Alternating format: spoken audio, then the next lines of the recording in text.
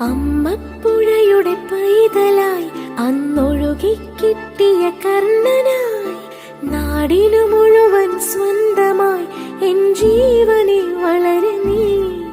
കുടിൽ മേയുവാൻ മുകിലുകൾ, അതിൽ മാരിവിൽ ചുവരുകൾ, നിനക്കൊരു കുടം കുളിരുമായി പുതുമഴ മണിമ